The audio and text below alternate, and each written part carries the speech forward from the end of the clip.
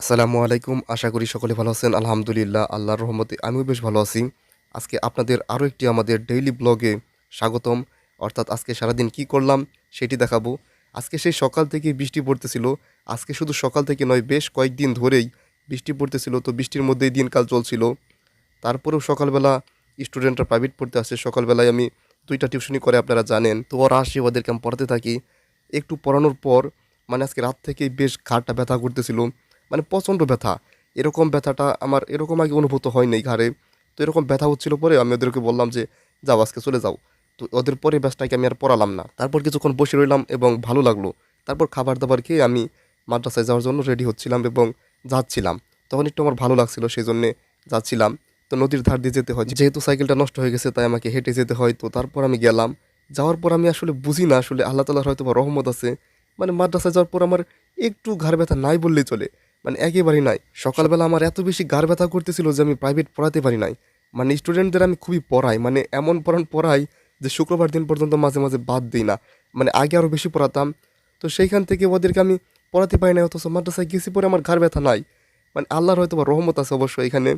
আল্লাহর রহমত না থাকলে এটা কখনোই সম্ভব হতো না। এজন্য আল্লাহ তাআলার কাছে কোটি, কোটি শুকরিয়া আলহামদুলিল্লাহ যে আল্লাহ তাআলা এত ভালো রেখেছেন।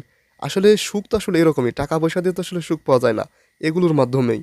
এই যে পড়ানোর মাধ্যমে, নিজের পড়ার মাধ্যমে, টিউশনি করানোর মাধ্যমে, ছোট, ছোট পোলাপান পড়ানোর মধ্যে এক আলাদা ধরনের এক ভালো লাগা আছে। কারণ আমার কাছে এটা খুব ভালো লাগে যখন ছোট পোলাপানদের পড়াই।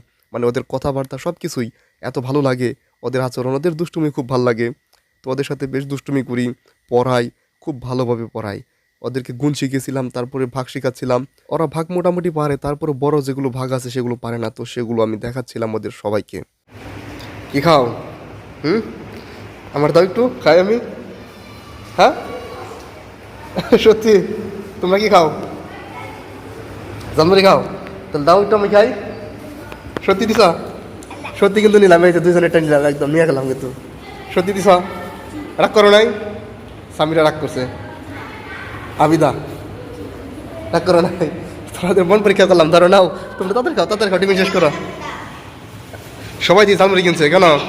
ওদের টিফিনের সময় আমি এরকমভাবে প্রত্যেকটা দিন দুষ্টুমি করতে থাকি। আর দেখতেই তো পাচ্ছেন যে ওদের মন আসলে কতটা ভালো। আসলে ওদের আচরণ দেখলেই বোঝা যায়। আর আজকে ওদের টিফিনে আমি ওদেরকে গজল শোনাই এবং ওদের কাছ থেকে গজল শুনি। মাঝে, মাঝে হুজুর বলে যে ওদেরকে গজল শেখাবেন, আমাকেও শেখাতে বলে।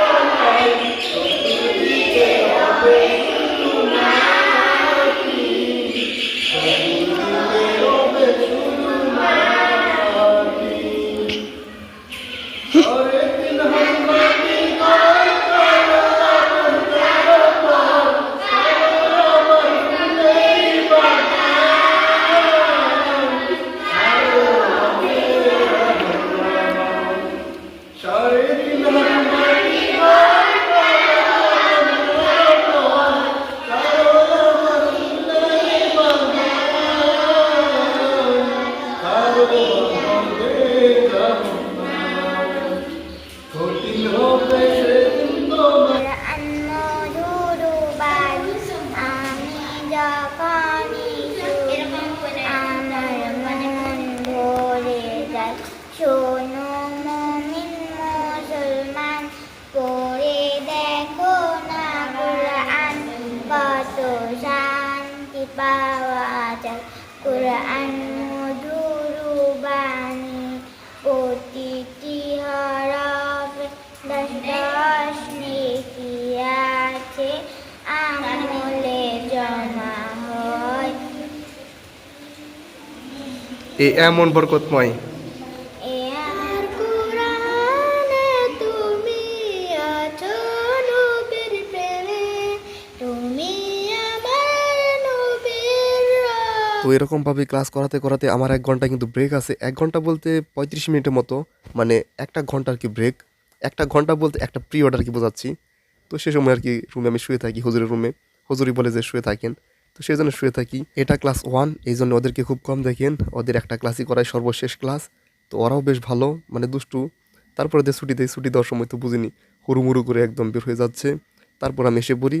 আর আজকে সারাদিনে কিছুই করতে পারিনি, কারণ সারাটা দিন বৃষ্টি বৃষ্টি ছাড়াও আজকে আমার বেশ খারাপ লেগেছে, সেই জন্য আমি খুব বেশি বের হতে পারিনি বা কিছু করতে পারিনি। এতটুকুর মধ্যে আমার আজকের দিনটা কেটে গেছে, এইভাবে চলে গেছে। তো আলহামদুলিল্লাহ, যেভাবে কাটুক আলহামদুলিল্লাহ।